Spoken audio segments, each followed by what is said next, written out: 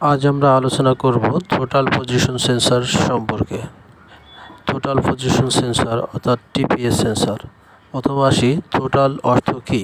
Throttle অর্থ টুটি চেপে ধরা, শ্বাসরোধ করা, নিয়ন্ত্রণ করা, দমন করা। দ্বিতীয়ত, থ্রোটল কি? থ্রোটল একটি নিয়ন্ত্রণযোগ্য ভালভ যা ইঞ্জিনে প্রবেশ করা বাতাসকে নিয়ন্ত্রণ করে। বাতাস এয়ার ক্লিনার হয়ে হোস পাইপে প্রবেশ করার পর থ্রোটল বডিতে যখন যাবে। এবার আসুন থ্রোটল পজিশন সেন্সর সম্পর্কে বিস্তারিত জেনে আসি। এই প্রক্রিয়ায় ইঞ্জিনের ইনটেক ম্যানিফোল্ড এর থ্রোটল বডি এর সাথে সংযুক্ত থ্রোটল ভালভ সংযুক্ত থাকে। থ্রোটল ভালভকে লিঙ্কেজের সাহায্যে অ্যাক্সিলারেটর এর সাথে যুক্ত থাকে। অ্যাক্সিলারেটর এ চাপ দিলে থ্রোটল ভালভ খোলে এবং ইঞ্জিনে অধিক বাতাস প্রবাহিত হয়। ইঞ্জিনে সঠিক এয়ার ফুয়েল মিক্সার সরবরাহের জন্য ইসিএম সর্বদা থ্রোটল ভালভ এর অবস্থান জানা প্রয়োজন।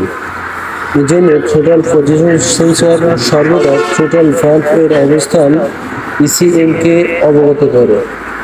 ইঞ্জিনের আইডিয়াল স্পিড নিয়ন্ত্রণ এবং স্বয়ংক্রিয় ট্রান্সমিশন কন্ট্রোল সিস্টেমের জন্য থ্রোটল ভালভ এর অবস্থান জানা অতি গুরুত্বপূর্ণ।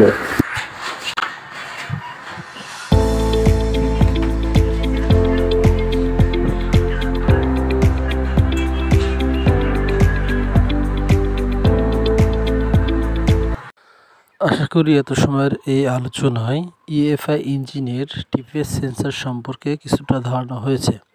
এখন আসুন কার্বোরেটর ইঞ্জিন যেগুলো ইএফআই নাই, যেমন আমার হাতের এই সেন্সরটি, এটিও একটি টিপিএস সেন্সর।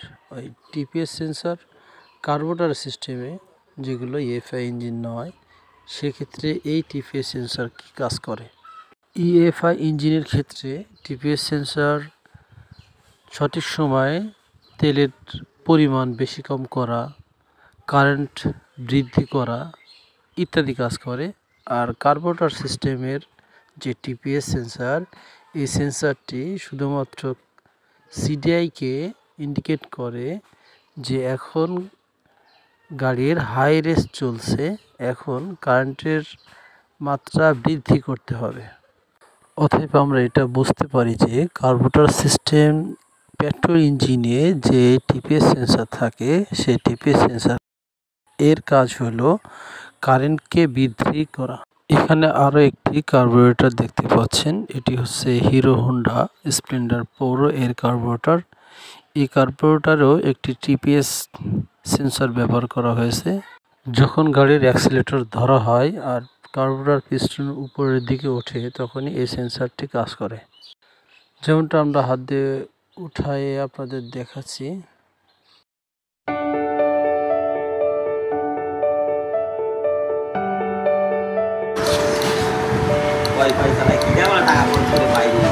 এই কার্বোরেটরের সেন্সর নষ্ট হলে এই সেন্সরকে চেক করা যায়। চেক করতে হলে অ্যাভোমিটারে বিপে সেটিং করবেন এবং সেন্সরের প্লাস মাইনাসে ধরবেন। ধরার পরে যখন আপনি বাটনটি চাপ দিয়ে ধরবেন, অর্থাৎ পিক আপ ধরবেন, তখন বিপ বাজা বন্ধ হয়ে যাবে, অর্থাৎ সেন্সরে কাজ করা শুরু করে।